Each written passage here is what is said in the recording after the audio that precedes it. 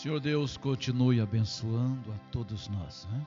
Nesta manhã maravilhosa que Ele tem nos permitido viver, renovando para nós a sua misericórdia, para que nós acordássemos do sono, né?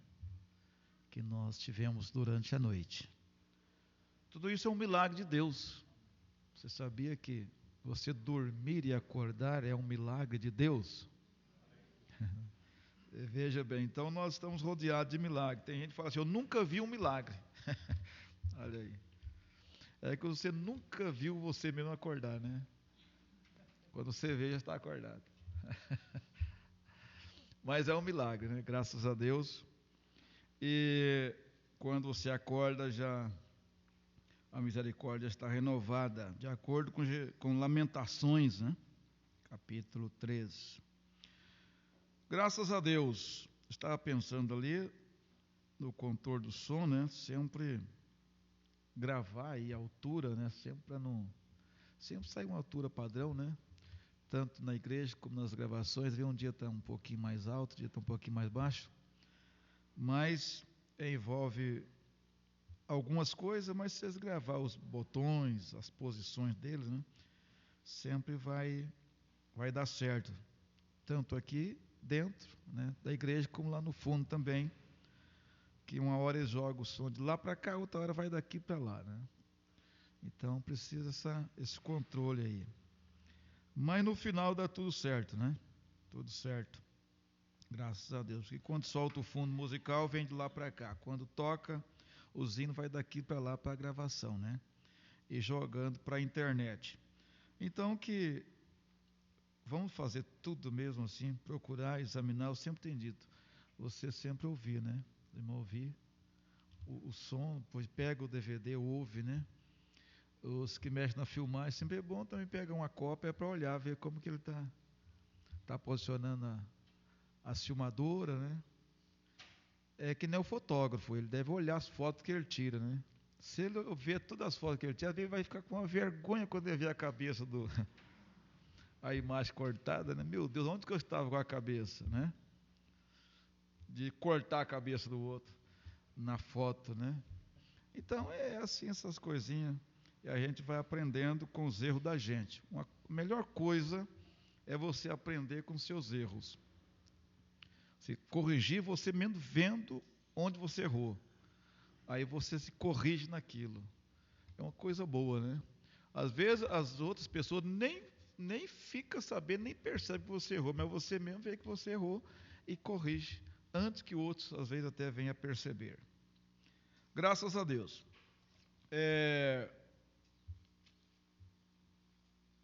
Domingo passado nós estivemos lá com o pastor Nilson aqui da UANA. E eu estive depois do culto, o irmão Éder nos convidou para um jantar depois do culto, né? E também estive falando com a sua filha, a irmã Evelyn, né, que estava ali também visitando, o médico havia liberado ela para fazer uma visita para a família. Então, vamos lembrar de continuar orando por ela, né? Ela está de cadeira de roda, dado o tumor que atingiu a sua coluna. Então, ela está de cadeira de roda, um tratamento muito forte, né? Começou essa semana, eu creio que foi segunda-feira ou sexta-feira, a quimioterapia. Então, muitos exames e tudo mais, né? Então, que Deus possa ajudá-la. Vamos orar por ela. Eu até disse para o irmão Maico ali na mesa, quando nós estava ali, eu disse, a gente percebe que não é uma coisa comum.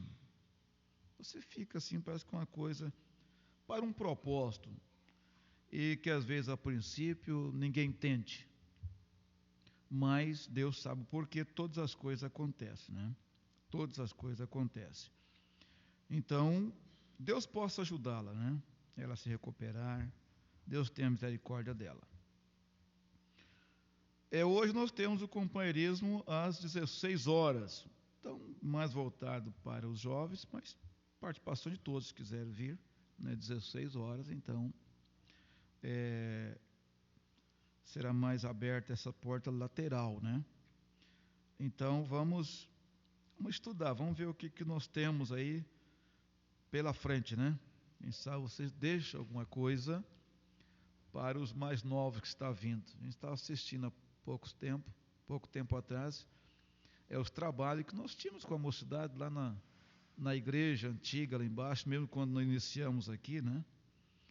E vamos ver se nós retornamos o trabalho, né, com a ajuda de Deus. Graças a Deus. Aí, segunda-feira, nós fomos ali para o Rio Miranda e ver se pescava algum peixe, né? Mas peixe está muito difícil, né? Até mesmo que tem prática, quase não pega, diferente de quem não sabe, né? Não tem prática de pescaria, né? Mas é até difícil. O Rio Miranda, onde nós estávamos ali, é um fluxo de barco muito grande, né? É fila. Então, de barco um atrás do outro, sobe, desce. É até difícil de pescar mesmo, porque o barulho, os peixes fica até com dor de ouvido, tanto barulho de barco, né? E aí não quer nem comer, às vezes, né? Então aí você arruma essa desculpa para uma boa justificativa, né? Você tem que ter alguma coisa de se justificar, né? Porque senão fica feio demais, né? Ir no rio e não pegar quase nada. Pegamos, aí comemos peixe à vontade, né?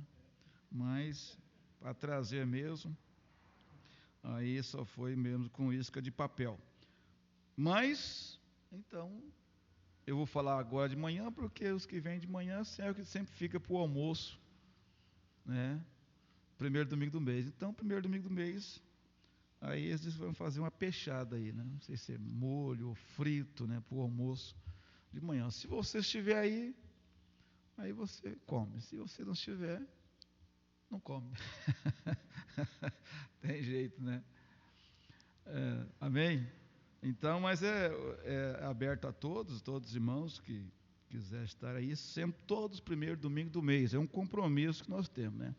Aí o que acontece em outros dias, às vezes é extra, né? Alguma coisinha assim, que às vezes acontece. Mas, então, isso está confirmado, todos os primeiros domingos do mês. Então, nós temos almoço aqui na igreja para todos, né? E em especial, agora, neste domingo, primeiro domingo próximo, então, aí com peixe, né? Peixe, graças a Deus. Também a irmã Dama Tereza já está melhor, né, irmã? Já mais fora de risco, estiver lá. Deus abençoe, né? Bom Geraldo, Dama Tereza. E o assunto é que o barco tombou, né? Virou no meio do rio. E foi Deus mesmo. Então, tem coisa que acontece, irmãos, que Deus deixa as pessoas inexcusáveis. Não tem excusa para dizer, não, ele salvou por causa disso, daquilo outro. Não tem. São coisas que, olhando para o natural, a pessoa não tem a mínima chance de sobreviver. E sobrevive. Né? Sobrevive. Por um propósito de Deus, para qual a finalidade também você não entende, eu não entendo, nós ficamos sem saber. E só Deus sabe e amanhã Ele pode revelar isso. Porque aconteceu aquilo, né? Mas, a Mateus estava nos contando, o barco virou e eles dois caíram dentro d'água, o esposo e a esposa, né? E sem colete ainda. Né? Então, se salvar é só mesmo por um milagre de Deus, né? Mas está salvo lá, né? Está salvo. Então, que Deus possa ajudar, né? Então, quem conhece o Rio Paraná aqui em cima já é bem enorme, mas lá onde eles estão talvez seria quase 2 vezes maior do que aonde nós conhecemos aqui, né? Já está lá na divisa da Argentina. Aí quanto mais desce, mais aumenta mais o volume de água, né? Ele já está lá embaixo, e quando ele vai chegando lá perto de Buenos Aires, ou para baixo um pouco, não conheço a região, mas ele já se forma a Bacia do Prata, que já deságua no mar com o Rio Paraguai, né? E forma, como eles dizem, um braço do mar, né? Um braço do mar. Mas, resumindo, é isso, estão ali, e o assunto que a hélice do motor, então, lhe causou, né, alguns ferimentos, mas eu creio que o pior já passou, né? Agora é só esperar a recuperação, orar, né? Continuar orando, né, irmã Tereza? E Deus fará. É Ele Deus do começo. Não é que Ele vai fazer o restante, não. Ele fez do começo, Ontem nós estudávamos por uma mensagem de perfeição, o profeta disse, foi Deus no começo, Deus no meio e Deus no fim. Então tudo é assim, Deus no começo, Deus no meio e Deus no fim. Então tudo começou com Deus e chega ao final com Deus. Esta é a obra na qual nós estamos, da qual nós fazemos parte, né? Graças a Deus. Nós vamos para a leitura das Escrituras, estamos aí, vamos continuar o nosso estudo da mensagem, almas que estão em prisão agora. Né? Foi citada a Escritura de Hebreus capítulo 12, né? E nós damos boas-vindas a todos vocês, no nome do Senhor Jesus Cristo, né? E a irmã de Leus também já recuperou do susto, né? Já recuperou do susto. Acontece que o Antônio sumiu, né? Saiu fora do radar. Imagina bem, o Antônio saiu fora do radar, e aí houve aquela preocupação, né? Desesperado, porque ele tinha hora de chegar lá em Campinas. Aí o irmão dele foi antes dele chegar, olhou nos ônibus e não estava. Né? Aí era chegar 1h da tarde, né, Antônio? Aí já era 9h da noite, ele não tinha chegado. E os ônibus já tinham chegado, ele não tinha chegado. Aí a Malius liga no telefone errado, parece que foi, né? Aí deu outra pessoa, e aí ficou aquela confusão, né? Foi sequestrado. É coisa, né? Tudo parece que coincide assim para causar agitação, né? E o telefone não atende mais, e pronto. Aí virou aquela confusão. Aí até que a irmã Joelma deu a ideia, já eram umas 10h da noite, dizendo, coloca um crédito no celular dele e liga, que às vezes ele está sem crédito e no outro estado não vai atender. Aí colocou um crédito lá e ligou, ele já estava no hotel dormindo. Pensa bem, né? E a irmã de Leusa já, né? Mas tá bom, é assim mesmo, né? Vamos ler então, é o versículo 14 ao 17, é isso, né? Segui a paz com todos e a santificação, sem a qual ninguém verá o Senhor. Tendo cuidado de que ninguém se prive da graça de Deus, e de que nenhuma raiz de amargura, brotando, vos perturbe, e por ela muitos se contaminem. E ninguém seja fornicador, ou profano como Esaú, que por um manjar vendeu seu direito de primogenitura. Porque bem sabeis que, querendo ele ainda depois herdar a bênção, foi rejeitado, porque não achou lugar de arrependimento, ainda que com lágrimas o buscou. Senhor Deus, a oportunidade bate na porta de todos nós, a grande chance, a salvação. Ó Deus, ela chega para todos os seres humanos. Não importa quem seja ele, seja homens, mulheres, rapazes, moças, crianças. Essa oportunidade chega, essa salvação chega, essa proposta, Senhor, esse presente. Que o Senhor, ó Deus, não deixa nós incorrer nesse grande erro deste homem, que tinha tudo, Senhor, um direito legal, Senhor, pela própria lei do Senhor, de usufruir daquilo, rejeitou, Senhor. Ó Deus, trocou por coisas passageiras, temporais. Ó Deus, e quando chegou a hora da necessidade, ele já não pôde mais alcançar, porque a oportunidade já havia passado, porque ela vem e passa. Ainda que ela volte várias vezes, mas nós não sabemos, talvez seja aquela última, porque tudo haverá uma última vez. O Senhor tenha misericórdia de nós, e que nós possamos ter a Tua graça, a Tua misericórdia, ó Deus, para não abrir mão daquilo que temos segurado, Senhor. Como Jacó não soltou o anjo, era a sua última oportunidade, de salvação, de se salvar, de não ser morto pelo seu próprio irmão Esaú. Ele segurou e não soltou. Eu preciso dessa bênção. Eu preciso disto, Pai. Nos abençoe. Estamos vivendo os últimos dias na face da terra. É a última mensagem que o mundo gentílico está tendo, Senhor. O Evangelho está passando, está aqui de passagem. Ele está retornando aos judeus. E se nós não aproveitarmos, um dia poderemos chorar amargamente e sem nenhuma chance, Senhor. Ajuda cada um que ouvir a Tua palavra possa segurar. Em nome de Jesus Cristo, nosso Senhor. Amém, amém. Graças a Deus. Podeis assentar, irmãos. Deus abençoe a todos, né? Também o irmão Paulo Ribeiro, né? Deus abençoe o senhor, né? Vocês, em nome de Jesus Cristo, irmã. Prazer tê-los aqui conosco, né? Então, irmãos, falar em oportunidade, quer dizer, todos nós temos tido. E uns às vezes aproveitam, outros perdem, né? Deixam passar.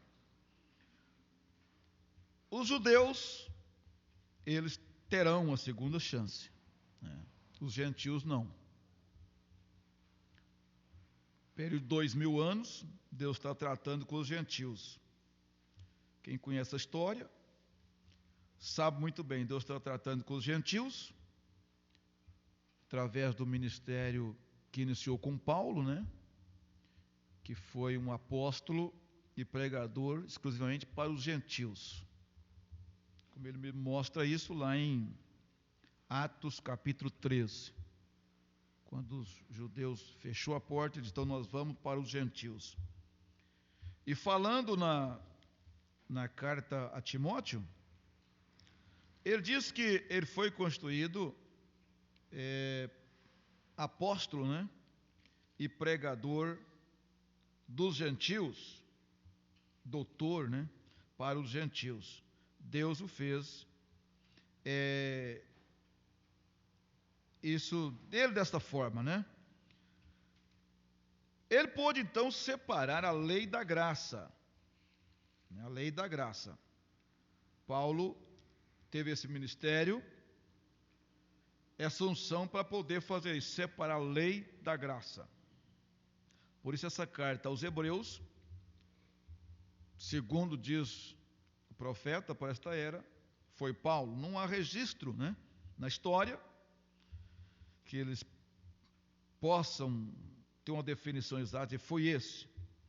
Mas tudo indica que foi Paulo dado os escritos, como ele escreveu. E ele escreveu justamente aos judeus. É uma carta adressada aos hebreus, né, judeus, que Paulo estava escrevendo. Separando, mostrando a lei e a graça. Ele chegou a dizer no capítulo 10 que a lei, ela foi a sombra dos bens futuros. Sombra, ela não era o real, era a sombra. Agora, lógico que teria que haver algo para causar essa sombra, né? Aí ele resume dizendo, mas o corpo é Cristo. O corpo é Cristo. Então veja, Esaú, de acordo com a própria lei de Deus, ele então tinha a prioridade, porque ele era o mais velho. Então o filho mais velho tinha direito à primogenitura. Ele nasceu primeiro, apesar de ser gêmeo com seu irmão, né, Jacó, mas ele nasceu primeiro. Assim que ele nasceu, aí Jacó já nasceu agarrado no pé de Esaú. Então eles nasceram mostrando que seriam, as duas sementes seriam, né, uma oposta à outra. Então nós temos aí o mundo árabe, de um modo geral, praticamente todos eles quase contra Israel, né? Israel, porque Israel vem da descendência de Jacó, né? No entanto, os outros vêm da descendência de Esaú, Ismael, né? Deve ser irmãos, algum deles, né? Por parte de pai, no caso eles são irmãos, né? Ismael era filho de Abraão com Agar, só que não estava dentro da promessa. A diferença é a promessa que eles tinham, mas era filho de Abraão, né? E já Esaú já era irmão de Jacó também, filho de Isaac. Filho de Isaac. Isaac com Rebeca. Aí o profeta, até mostrando no sermão que ele pregou, ouvindo, reconhecendo e agindo sobre a palavra de Deus, ele falou sobre isso. Que às vezes os pais ficam surpresos, às vezes com certos filhos que nascem na família. E às vezes surge a pergunta, por que que esse menino saiu desta forma? Às vezes tão inclinado para as coisas erradas, tão inclinado para o mal, que os pais ficam preocupados, será? Né? Porque o irmão Brando diz, você vê de um casamento como aquele, Isaac, filho da promessa, Rebeca da mesma linhagem, um casamento verdadeiro, tipo de Cristo e a igreja. Aí nascer duas sementes completamente diferentes uma da outra. Como que se faz, né? Dos mesmos pais, do mesmo pai, da mesma mãe. Mas é assim as coisas, né? Então, aí você tem que apenas descansar em Deus. Senão a pessoa fica com aquela dificuldade, fica um complexo e tudo mais, se autocondenando e procurando justificativas naturais para as coisas. E tem muitas coisas que elas não têm justificativa. Não adianta tentar achar algum sinal evidente de que para poder dizer isto é isto. Não encontra. Não encontra. Então, simplesmente deixar tudo por conta de Deus, né? Por conta de Deus, Deus sabe melhor. Então, tendo cuidado de que ninguém se prive da graça de Deus, de que nenhuma raiz de amargura brotando perturbe, porque se ela brotar, ela vai perturbar e gera contaminação. Mas graças a Deus, até agora podemos dizer, Ebenezer, até aqui o Senhor nos ajudou e creio que nos ajudará até o final. Esaú jamais imaginaria que chegaria aonde chegou, né? A esse ponto de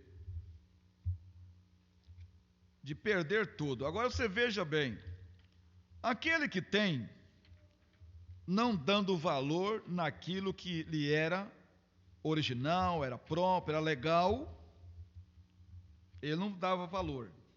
No entanto, o outro que não tinha, estava correndo atrás para possuir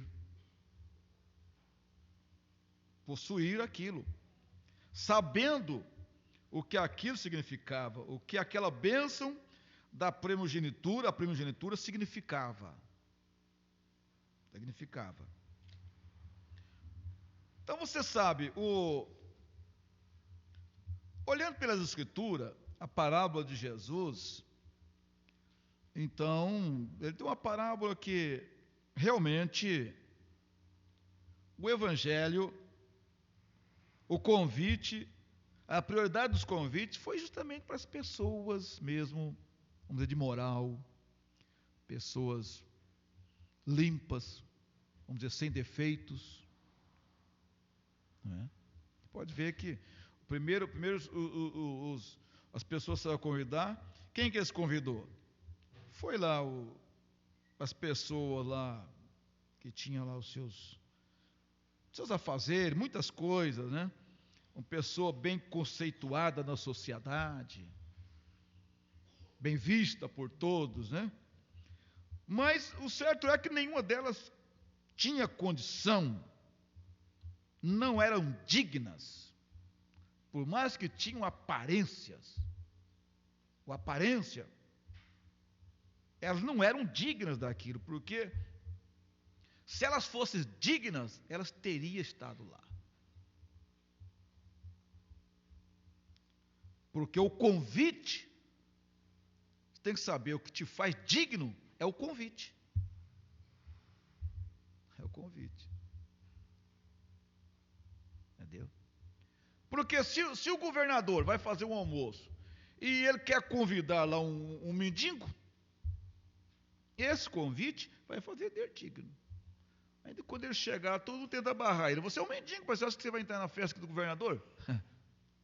Você é um mendigo, você não é digno de estar aqui. Eu digo, mas eu tenho o convite. Quem vai barrar ele? Quando ele apresenta o convite, né? Não, ninguém vai barrar, eu tenho o convite. Então esse convite me torna digno de estar aí. Agora, ao rejeitar o convite, porque tu rejeitar. Então aí mudou. Agora então vocês vão lá pelos valados lá e chama todo mundo. Então esse convite fez todas aquelas pessoas dignas de entrar na festa. Entrar lá, né? Então eu sou convidado de Jesus para estar aqui. Né? Agora, se não tem esse convite, chega lá seu convite, é muito difícil. Mas vamos então aqui para nossa continuar a leitura, a mensagem: almas que estão em prisão agora. Você não pode deixar a sua alma ser presa por coisas, né? Coisas do mundo, por coisas que nós deveríamos passar longe daquilo, mas prender a alma, deixar a alma ser presa por aquilo, é uma coisa muito ruim. Então, ao rejeitar o convite, ao rejeitar o chamado, a pessoa, vamos dizer assim, se prende automaticamente. Ela se prende. Por quê? Porque todas essas almas que estavam aprisionadas, da qual fala o apóstolo São Pedro, e para a qual Jesus foi pregar, naquele período, da sexta-feira à tarde até algumas horas antes do raiar do dia, no primeiro dia da semana, ele estava pregando lá. Ele foi e pregou para as almas encarceradas nos dias de Noé, e ao mesmo tempo também, ele destrancou a porta da prisão daqueles que estavam lá nesse lugar também, não porque havia rejeitado, mas porque o sangue dos bodes e novilhos não tinha poder para apagar os seus pecados. Apagar os seus pecados. Tanto é que no Velho Testamento iam todos para o mesmo lugar, o lugar era só um. Se havia alguma repartição, eu não sei. São coisas que não temos que inventar nada, né? Às vezes a pessoa quer salvar a situação, e aí cria lugares, como o pastor Nilson estava falando de um pregador da mensagem, que já, na sua mensagem, pregando e explicando o segundo céu. Segundo céu. Como vai ser um segundo céu? Mombranas, ele chegou a dizer, comparar o lugar agora, já depois de Cristo, né? A região do salvo, como o primeiro céu.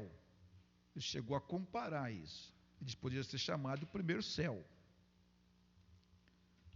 Agora, Paulo foi no terceiro. Né? Segunda carta aos Coríntios, capítulo 12, conheço um homem, se no espírito não sei, se no corpo não sei, foi arrebatado ao terceiro céu. Agora, se o irmão Branco podia chamar aquele lugar de primeiro céu, e Paulo foi no terceiro, então teria um céu intermediando e o segundo, né? O que seria isso? Então vamos explicar isso mais ou menos, o que é o segundo céu. Não existe. A gente falar a coisa, presumir, e aí o terceiro céu, o quarto céu, né? Quarto céu, o quinto céu, e vai. Sei. Como que se explica isso, né? São dimensões que a gente não sabe, porque são coisas que estão muito além do nosso entendimento, né? Agora, se você vai tomar, a pessoa toma a hierarquia entre os anjos, você sabe que cada um deles tem a sua função, né? Existe os serafins, são aqueles que estão diante de Deus. Depois vem querubins, depois nós temos o arcanjo e depois nós temos o anjo. Aí você coloca cada um no céu, né? Você faz uma soma, dá certinho, pai. Aí você coloca o anjo no quarto céu, o arcanjo no quinto, o serafim no sexto, o querubim no sexto, aí os serafins já estão no sétimo junto com Deus, na presença de Deus. Aí você faz uma mensagem assim que o povo arrepia todo, né? Não, para que isso? Só para emocionar. Tem coisa que é só emoção. Emoção. É que nem a pessoa que sonha que ficou rico, ganhou loteria, ficou rico. Sonha só, que tem um montão de dinheiro no sonho. Quando o dia da corte está pobre, coitado. Não sabe onde arrumar dinheiro para pagar a conta de água e luz, né? Mas no sonho é um milionário. Emociona. E às vezes acorda até chorando, ou rindo, né? Então, tanto que o sonho foi emocionante. Mas é só emoção. Mas o profeta então continua dizendo, nós paramos aqui no 238. Ele diz, você se lembra do capítulo 6, ou do 6º capítulo de Hebreus? Aquele que uma vez conheceram a verdade e recusaram andar nela, não há mais arrependimento para eles. Veja, um crente fronteiriço, quando a verdade é apresentada a uma pessoa pela última vez, agora, nós não sabemos quando essa verdade será apresentada a nós pela última vez. Nós não sabemos quando será o último culto que nós vamos ter, a última ceia que nós vamos tomar, né? A última vez que nós vamos entrar na igreja, o último hino. Agora, é lógico, tudo um dia haverá a última vez. Se houve a primeira vez, você pode dizer assim, não, eu me lembro a primeira vez que eu entrei na igreja. Se teve a primeira vez, vai ter a última. Agora, quando vai ser ela? É aí que nós não sabemos. Nós não sabemos. Mas o último abraço, o último beijo, última palavra, isso sempre tem havido e sempre haverá, até que tudo termine. Agora, pela última vez, e eles recusaram recebê-la, de acordo com o livro de Hebreus, veja, eles, não há sequer nada no mundo que possa salvá-los. Rejeitou. E essa rejeição, ela vai sendo rejeitada. O profeta diz, Cristo bate na porta do coração do homem todos os dias. Até mesmo do maior apóstata que existe. Deus está batendo na porta do coração dele. Do ladrão, do marginal. Agora um dia bate a última vez. Aí a porta da graça fecha para ele, ele cruza a linha divisória entre a misericórdia e o juízo, então não há mais esperança. Ele pode um dia vir chorando, querendo, e quer, e luta, e não consegue, porque não há mais sangue para ele, não há mais misericórdia para ele, para ela. Rejeitou pela última vez. Por quê? Porque Jesus bate hoje, a pessoa rejeita, chuta Jesus. Jesus bate amanhã, ele chuta Jesus. Ela chuta Jesus. E vai até que o dia. Agora, é ele que pode fazer isso. E às vezes a pessoa até pode se tornar um bom religioso. Irmão.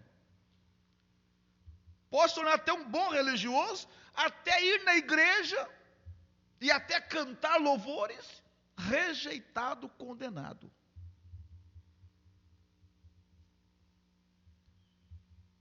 É difícil de entender. Mas como isso? É a verdade da Bíblia. Você vê esse homem chorando, esse homem desesperado, né, chorando, e às vezes alguém até gostaria de ser igual a Esaú, chorar igual a Esaú, desesperado, chorando, né? Não encontrou mais, não teve mais chance. Tudo termina. Agora, não sou eu que vou dizer isso, porque eu conheci a vida do fulano, e o fulano errou, e fez isso. Não sou eu. Nós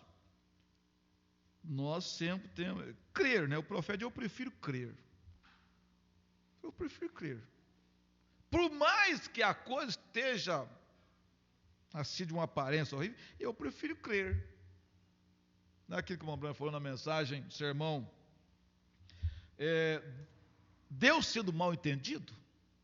Ele disse, aquela pessoa, uma mulher em especial, ele tomou, falando em língua estranha, profetizando, ele diz, com o cabelo cortado, unhas toda pintada, e uma maneira que você olha em desacordo com as Escrituras, e fazendo isto. Aí perguntaram para o Mambrana, é o Espírito Santo ou é um espírito errado usando aquela pessoa? O profeta diz, irmão, eu prefiro crer que é o Espírito Santo. Agora tem gente que fala, Deus me livre, mas isso aí é o diabo. Isso aí é Satanás e tal. Você veja bem, a mentalidade das pessoas, a falta de espiritualidade, a falta de conhecimento das Escrituras. Só se pode falar que isto é isto, quando a Bíblia fala que isto é isto. Agora a Bíblia falou, agora por que o irmão Brana falou isso? Você veja, ele tinha experiência, ele errou.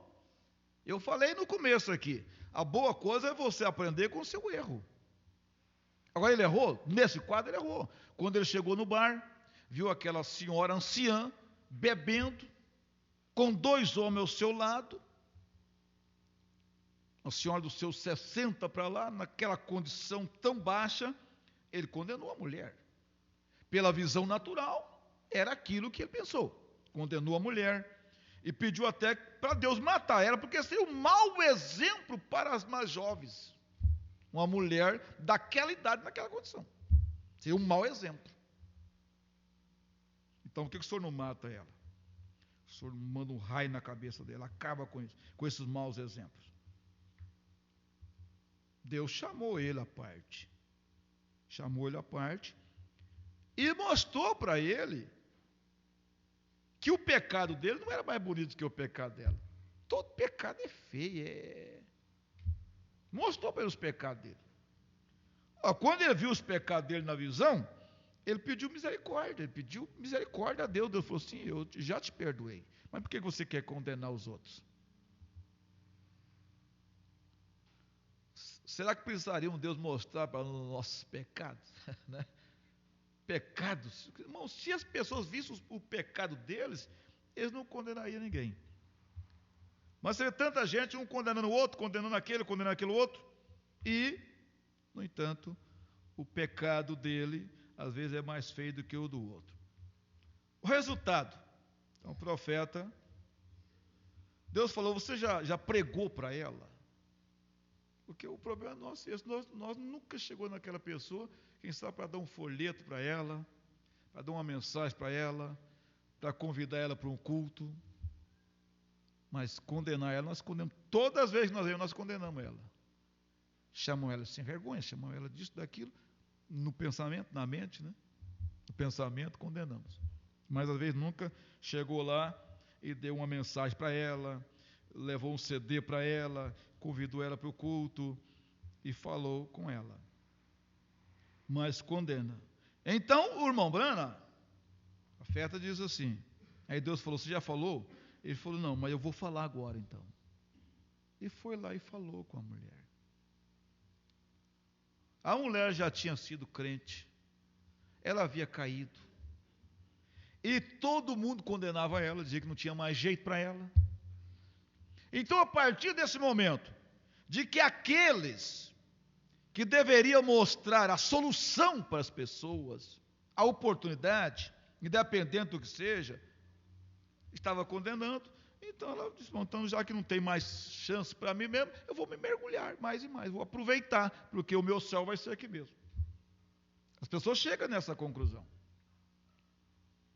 Já que, segundo esse livro que você fala, porque a pessoa interpreta errado, e não tem mais salvação para mim, então eu vou pecar, vou aproveitar. Ó. Já que o meu céu vai ser aqui mesmo, então eu vou aproveitar.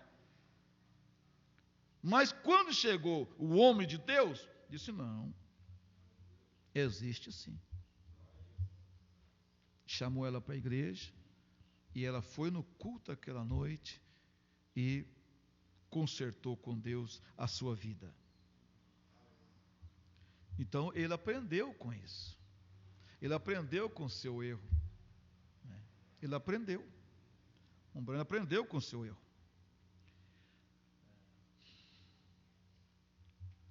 Então, não é porque eu penso, porque eu falo, porque não. Eles estão liquidados. Nenhum arrependimento, nenhuma redenção, não resta nada para eles. Eles estão eternamente separados. A Bíblia assim disse. Esperando o fogo terrível, a indignação que há de devorar o adversário.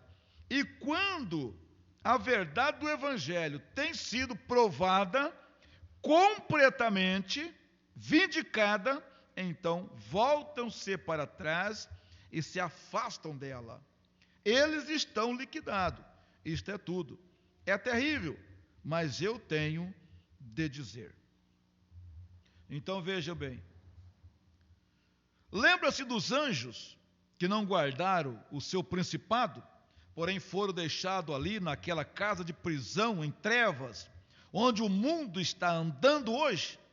Nesta mesma prisão não há arrependimento.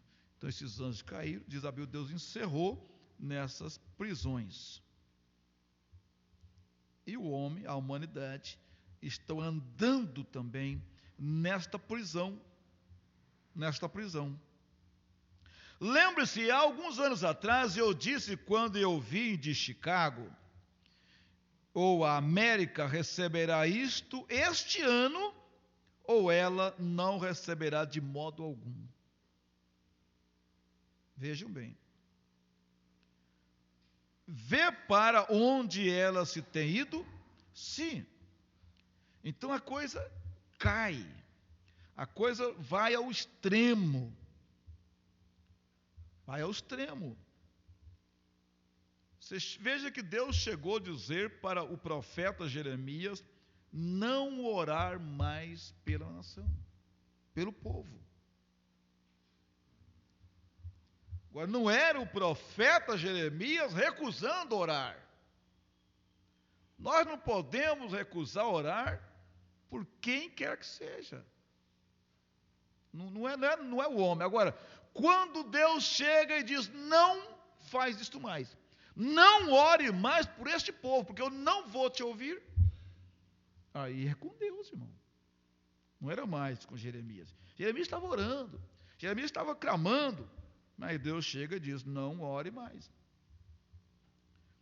Agora, somente Deus pode dizer, esta doença é incurável. Só Ele pode. Ninguém mais pode dizer. Ninguém mais. O médico diz, não tem mais jeito. Para ele. Mas Deus é superior a qualquer bom médico, qualquer bom especialista. Deus é superior a ele. Entendeu? Veja, tanto é que quando o rei adoeceu de uma doença mortal, ao arrependimento dele, trouxe Deus em cena, e Deus voltou lá e mandou fazer aquela pasta de figo, colocar naquela doença, e o rei viveu mais 15 anos. Agora você veja bem, então só ele pode dizer. Agora, quando Deus fala, a sua chaga é incurável, recorrer a quem agora? Como ele falou através do profeta Jeremias, ou que é o Ezequiel, a sua chaga é incurável. É muito difícil, né? Então ela receberá agora ou nunca mais. Agora eu me pergunto se poderia ser a terceira puxada. Isso aí. Poderia ser a terceira puxada. O profeta está perguntando, relacionando com o ministério do Senhor Jesus Cristo. Agora, como eu sempre tenho dito, se pode estar pregando para um perdido eternamente. Você pode estar pregando. Jesus estava pregando, porque quando ele falou em São João capítulo 8, ele estava pregando para um povo que nunca seria salvo. Eles não seriam salvos. Tudo é que eles não aceitaram e crucificaram, tiveram as suas chances, tiveram as suas oportunidades e tudo mais, mas eles nunca foram salvos. Nunca. Quer dizer, o próprio ladrão que estava lá na cruz, estava dizendo ontem que uma coisa que a gente às vezes fica pensando por quê. Mas nesse quadro, nessa roda que viu o profeta Ezequiel, essa roda girando, né? Está lá em Ezequiel. Havia muitos quadros ali feios. Mas eles teriam que estar lá, eles teriam que existir. Teria que existir. Quer dizer, nesta linhagem, o Messias teria que encontrar lá com a meretriz, ela teria que estar lá. Foi contra a família estava contra, quem sabe ela, todo mundo contra ela, mas ela teria que estar lá. Este ladrão, quem sabe o próprio pai dele, de um deles, é lógico, qual pai queria que aquele filho fosse um ladrão? Ninguém queria. Mas ele teria que estar lá. O quadro não seria completo sem ele. Jesus precisava de 2 homens daquele calibre para estar ao lado dele na cruz, por profecias. Por profecias. Você imagina bem, por profecias. Agora vamos ignorar Deus? Quando o profeta profetizou lá atrás, ou o salmista falou, que ele seria contado com os malfeitores.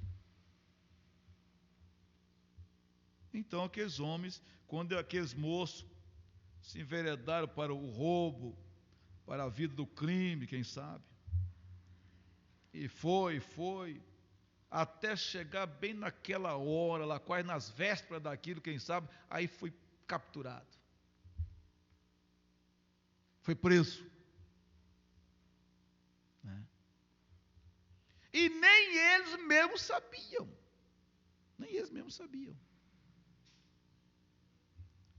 Mas quando Pilato, de acordo com o costume, né,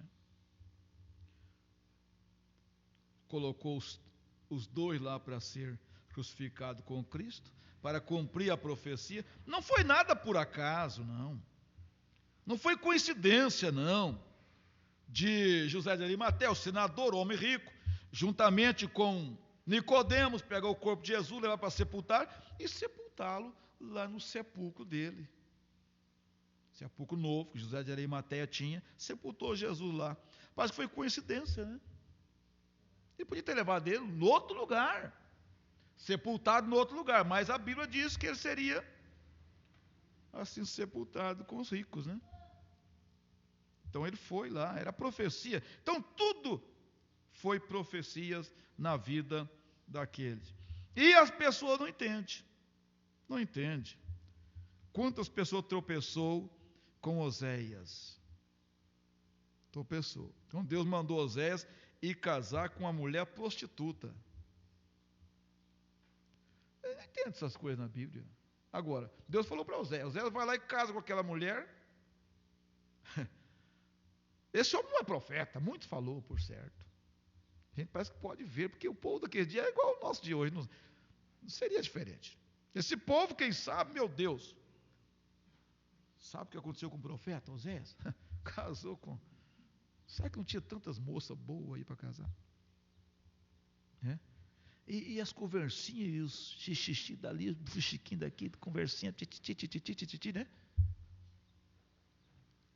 Viu o que o profeta fez? Eu acho que ele caiu da graça. Ele deve ter desviado. Porque, olha, casou com aquela mulher. Você conhece aquela mulher? Ih, que coitada, aquela mulher é uma vida perdida, Deus de novo. Aquilo. E ele disse que não tinha, e vai.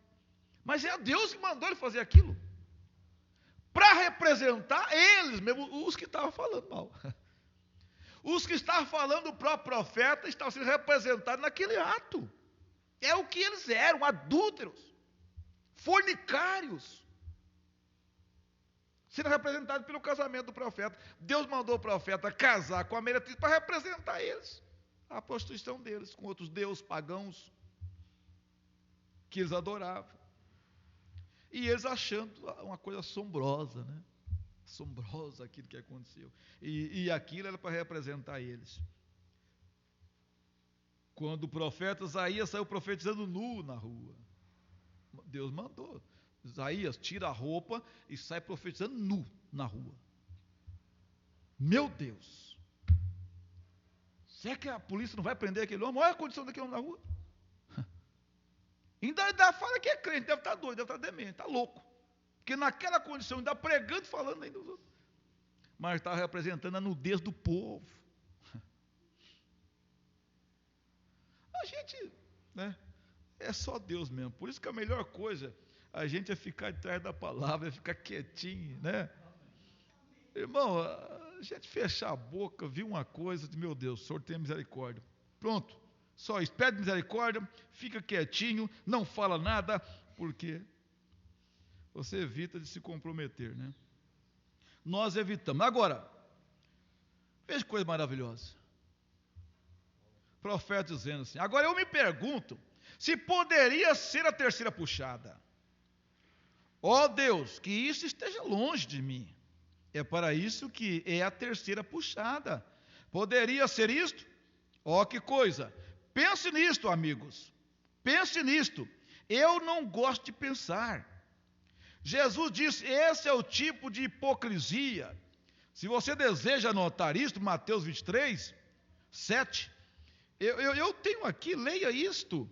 Porém, você pode ver, vós fariseus cegos, você tem apenas 1 ou 2 minutos de sobra. A congregação diz amém. Vejamos, vamos apenas nos voltar para isto, porque eu disse, leia, e houve algo ali que eu quero ler pouco antes. Agora, pode ser que eu corte alguma outra coisa, mas vamos tomar isto só 1 minuto. 1 minuto. Outra assim, mas vamos tomar isto em 1 minuto. Mateus 23, só 1 minuto. Muito bem, nós vamos começar no versículo 27, somente ouça agora, leia a coisa inteira, quando você chegar em casa, se você quiser, só mais alguns minutos. Agora, observa aqui, Mateus 23, começa no verso 27, versículo, aí, ai de vós, escribas. Agora, lembre-se, isto é o homem santo que ele está falando, escriba. Ai de vós, escribas e fariseus, hipócritas, pois que sois semelhante aos sepulcros caiados, que são pessoas mortas, veja, sepulcros caiados, que por fora realmente parecem formosos, mas interiormente estão cheios de ossos de homens mortos e de toda a imundícia. Agora estava falando isso para o povo mais santo, de aparência mais santa. Quem poderia apontar um dedo para um sacerdote daquele? Irmão, eles eram legalistas. Agora, sabe, um legalista é uma pessoa rodeado de coisas legais. Legais, esse é o legalista. Ele se baseia só em coisas legais, ele tem uma vida impecável, e ninguém pode apontar o dedo para ele, e assim por diante. Mas lá dentro, Jesus diz que eles estavam cheios de ossos secos, ossos de pessoas. Ele diz: hipocrisia, inveja, porfia do lado de dentro deles. No lado de fora, eu sou o doutor fulano. Doutor fulano. Assim também vós, exteriormente, pareceis justos ao homem. Olhe para o concílio ecumênico, para os pentecostais assentados, mas interiormente vós está cheio de hipocrisia e de iniquidade. O que é iniquidade? Algo que você realmente sabe que é certo e não faz. Jesus agora observa o que sobre qual geração ele coloca isto agora. Veja. Ai de vós, escribas e fariseus, hipócritas, pois edificais o sepulcro dos profetas, adornais os monumentos dos justos. Veja, os profetas. Quantas pessoas hoje nós temos seus quadros sendo reverenciadas, mulheres, homens, estão aí os seus quadros, monumento nas ruas, dia para eles. Mas aqueles mesmo que cortaram a cabeça deles, fizeram isto. Fizeram isso. Os que cortaram a cabeça de Paulo, foi o que o santificou para o mundo. Então Paulo é um santo para muitos, mas vê se vocês querem as cartas de Paulo. Vê se as mulheres que dizem que Paulo é santo, segundo a igreja dela, aceita as cartas dele.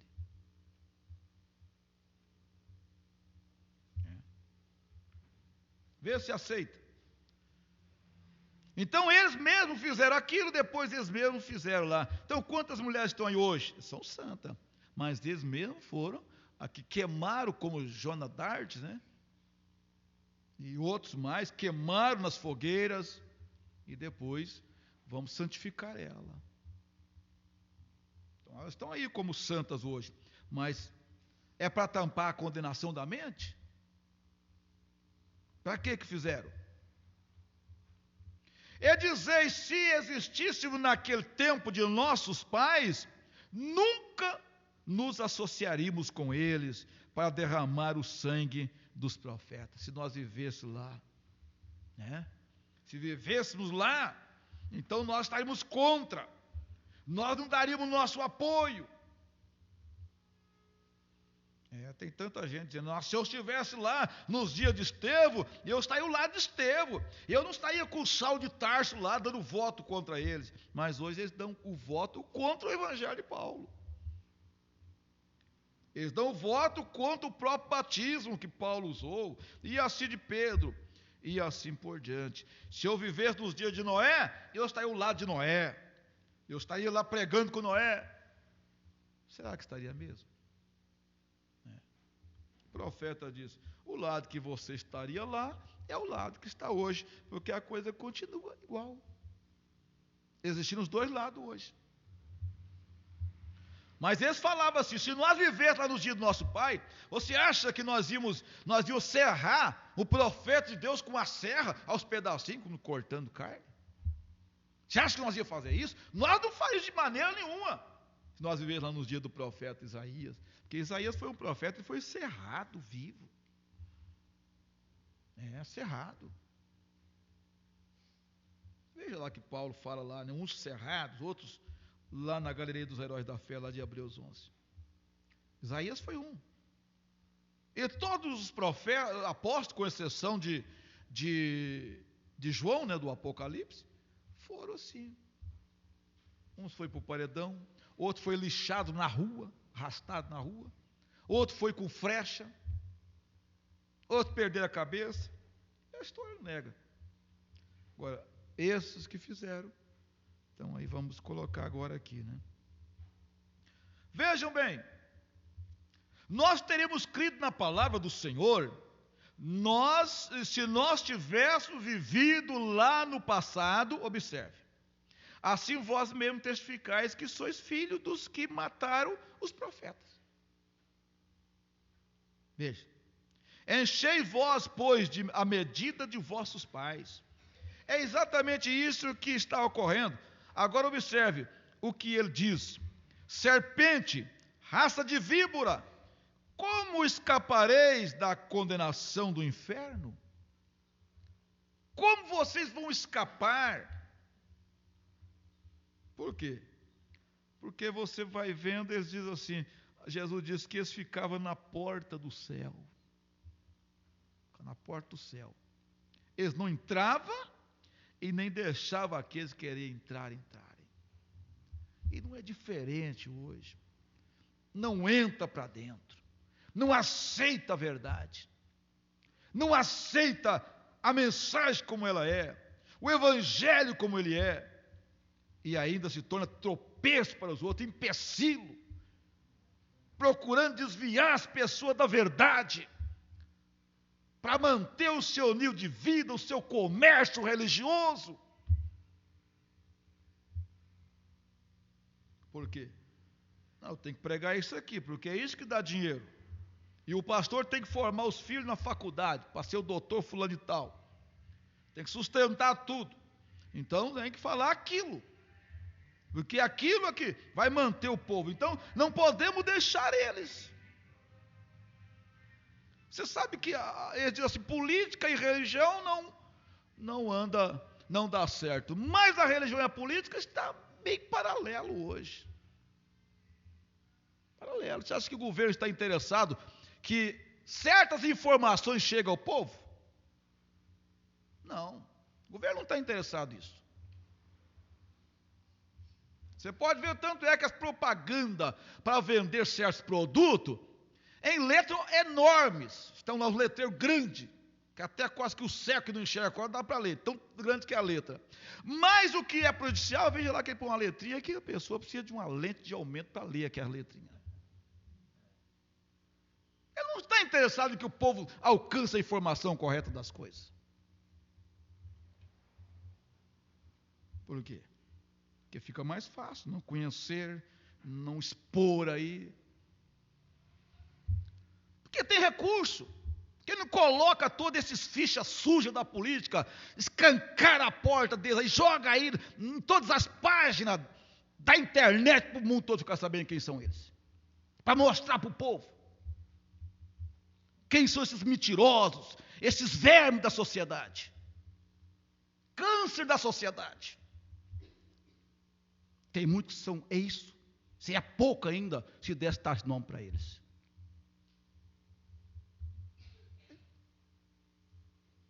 Tem jeito, né? Então o povo tem que continuar. Não pode ter informação. E aí vai.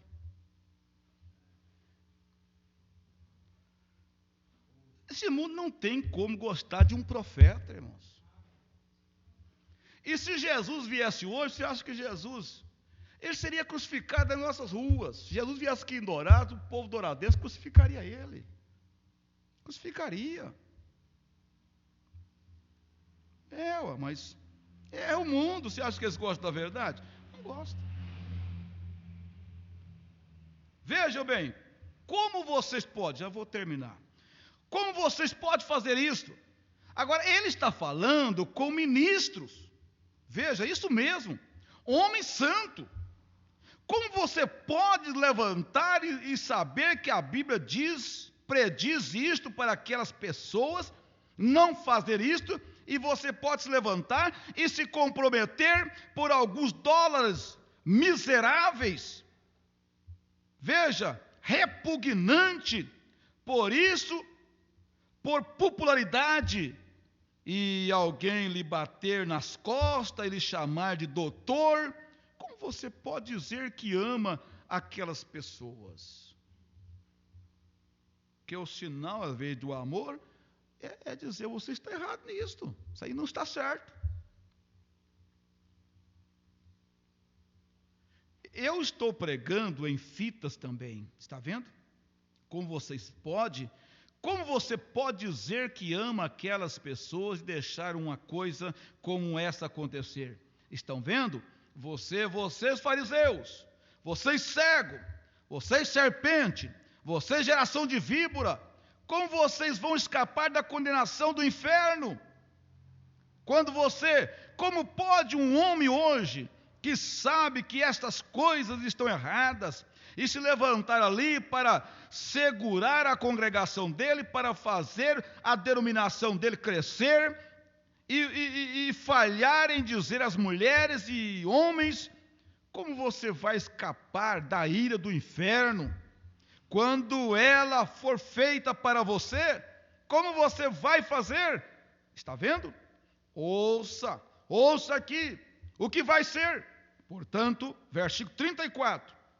Agora, eis que eu irei vos enviar profetas.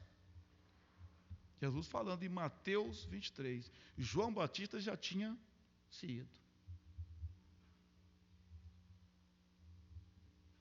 Eu vos envio profetas no plural. Mas quando falamos em um profeta, aí arranja os dentes. Veja, hoje nós temos tantos intitulados profetas, tanto intitulado apóstolo. Agora, qualquer homem que se intitula profeta ou apóstolo e traz uma mensagem fora das Escrituras, ele é um falso. Agora, vê se as mensagens dos que se intitulam apóstolo hoje estão enquadrando com a doutrina de Paulo, com o que Paulo pregou, com o que Pedro pregou.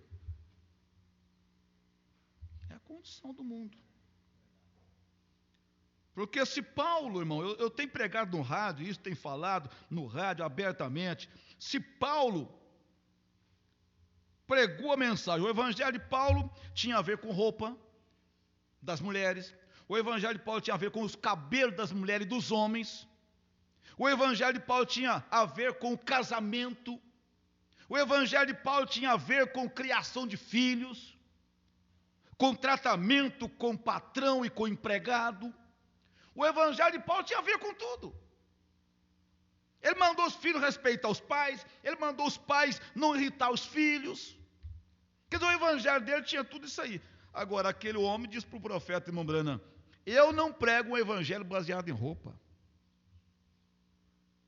Agora, quando se leva uma pergunta para o apóstolo moderno de hoje, o que é que o senhor fala do batismo nas águas em nome do Senhor Jesus Cristo? Ele diz: é falso. Aí nós temos que julgá-lo pela palavra. Por quê? Se esse homem está falando que é falso, ele é verdadeiro, então Paulo foi falso. Porque o apóstolo, ele tem que seguir a doutrina, a centralidade da doutrina, ele não pode sair fora. Porque Pedro pregou isso, e Paulo, que veio mais tarde, sem conhecer também, pregou a mesma coisa.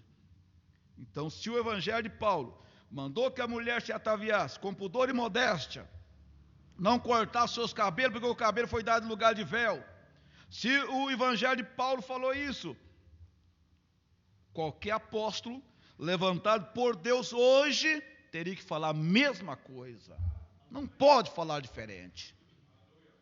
E eis aí então porque eu odeio o profeta, porque ele veio trazendo a mesma coisa,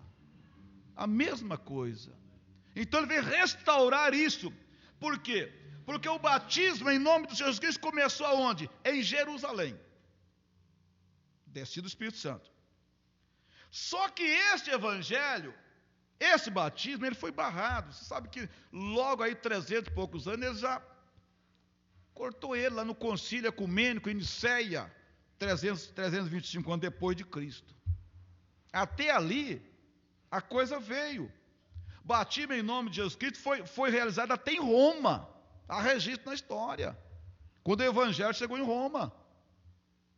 Os primeiros católicos, apostólicos, cristãos de Roma, foi batizado em nome de Jesus Cristo. Nós falamos e podemos mostrar até para o Papa, para qualquer bispo. E que ele sabe que é a verdade. Qualquer bom católico, conhecedor da doutrina católica, sabe que é a verdade. Aquele padre falou para o irmão Brana, a nossa igreja batizava assim também lá no princípio. A igreja católica batizava em nome de Jesus Cristo no princípio. Porque eles atribuem aquela primeira igreja que foi lá para Roma no ano de 53, aquele casal de irmãos que foi para Roma, que Paulo mostra lá na carta aos Romanos, capítulo 16, e batizar as pessoas lá, que eles julgam que é a primeira igreja católica. Foi batizado em nome do Senhor Jesus Cristo. E um padre disse para o irmão Brana isso aí. Mas depois no concílio, em 325, então eles mudaram para satisfazer a mentalidade do povo, para poder unir. Então o que nós podemos esperar novamente desse concílio ecumênico de igreja hoje? Você acha que isso vai unir para sustentar a verdade? Jamais. Jamais esse concílio ecumênico que está agora se elaborando para unir todas as igrejas juntas, vai ser unida para sustentar a verdade, mas vai ser unido para sustentar uma doutrina mesclada que eles estão elaborando pelos seus grandes, completamente fora das Sagradas Escrituras. Não resta dúvida que terão sim alguma coisa lá de verdade. Porque a maior mentira que já foi dita no mundo até hoje, ela teve 99% de verdade nela. A maior mentira, para você ter uma base. Diz o profeta de Deus, que está baseada em Gênesis, capítulo 3. Leia lá. Começou lá. A maior mentira já dita. Ela teve 99,9% de verdade. Faltou apenas 1%. Estava lá. Dita pela serpente para Eva.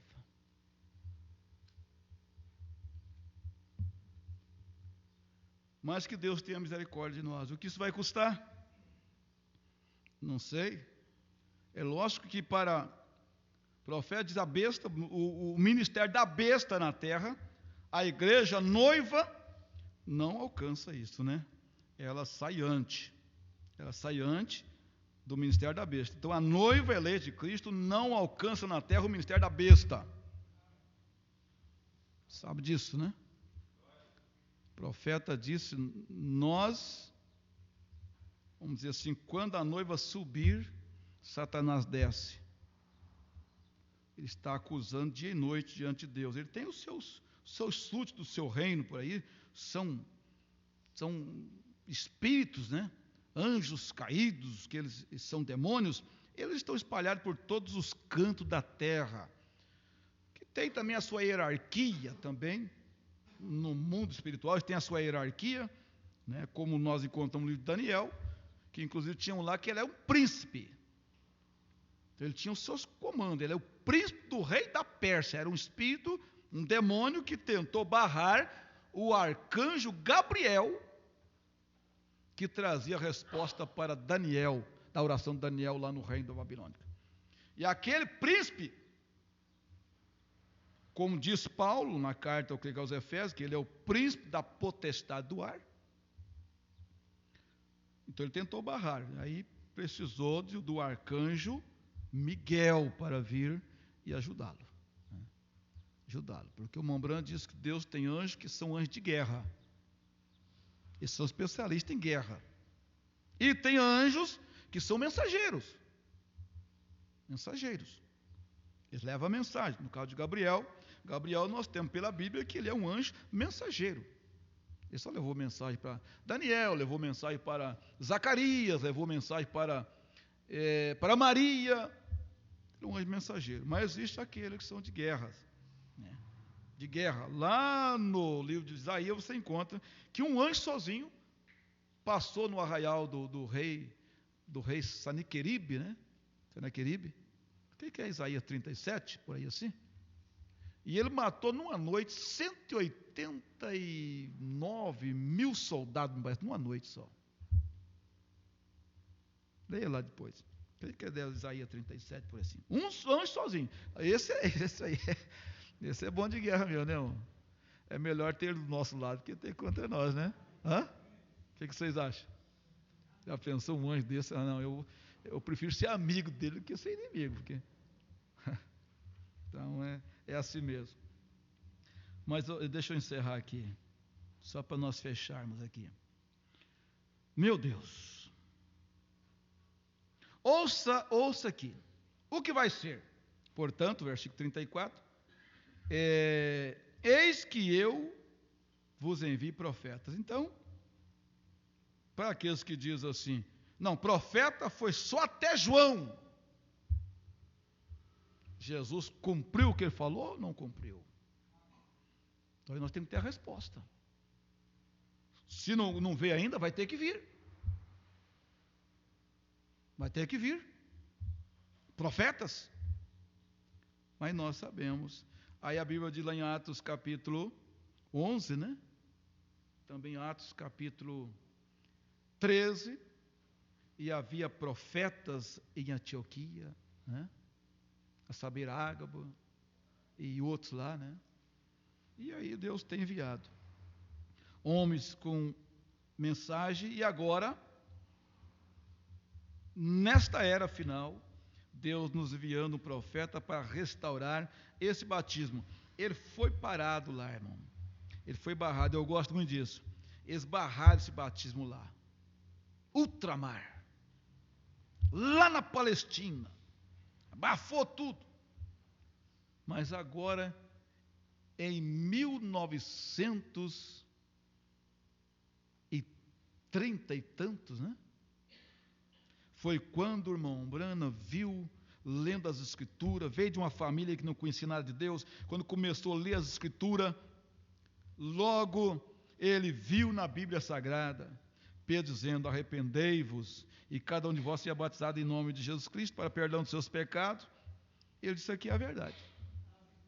Quase 3.000 almas se agregaram. Aí ele disse, é isso aqui mesmo. Foi no seu pastor David, que era da igreja batista, e disse, pastor David, eu li aqui na Bíblia que os apóstolos batizavam as pessoas em nome do Senhor Jesus Cristo. E eu quero ser batizado desse jeito aqui, pastor.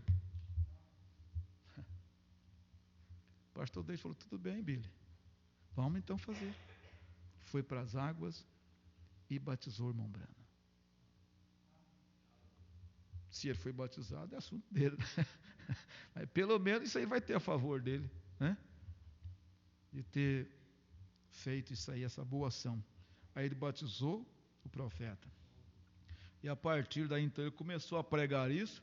Foi lá em Jerusalém, onde começou, e trouxe a coisa. Trouxe para Estados Unidos, Canadá, a Europa, Ásia, né? E aí depois isso foi espalhando, como as fitas foram chegando, chegou no Brasil, Argentina, toda a América do Sul, América Central, né? Chegou em todos os países. Então isso aí é falso. Isso aí é falso. Mas é o que diz Paulo. Não, Jesus falou, né? Eu vim em nome de meu Pai. Vocês não me aceitam. Mas se o outro vier em seu próprio nome, esse vocês vão aceitar. Quem já leu isso na Bíblia? Levanta a mão. Muita gente já leu, né? Creio que está lá em São João, capítulo 5, por aí, né? Semeada aí. Então, que Deus abençoe a todos no nome de Jesus Cristo, né? eu vos envio profeta e eu irei. No futuro, aí está os seus fariseus voltando novamente. Está vendo? Homens sábios, escribas, uns deles matareis, crucificareis, e outros deles açoitareis nas vossas sinagogas e perseguireis de cidade em cidade. Aí eu pego ali Atos, você vai ver, começa com Atos 16, Atos 17, você vai vendo que aqueles judeus, quando Paulo pregou ali, né, em Bereia, pregou em Tessalônica, aí houve aquela perseguição, Paulo foi para outra cidade, começou a pregar lá, em Bereia, os irmãos começaram a examinar, chegaram lá um grupo de judeus e fermentaram a coisa de novo, e perseguiu Paulo, e os irmãos tinham que pegar Paulo e mandar para outra cidade, e Paulo começava pregando, de repente e a coisa fermentava de novo lá, e ele foi pregando assim, cumprindo a própria profecia do Senhor Jesus, seria perseguido de cidade em cidade. Deus abençoe a todos nós, no nome de Jesus Cristo. Vamos ficar de pé. Então não tem como escapar dessas coisas, irmãos, né? O mundo está aí dessa forma. Agora, não era olhando a gente fica olhando e diz, meu Deus, mas por que tem chegado a esta forma, né?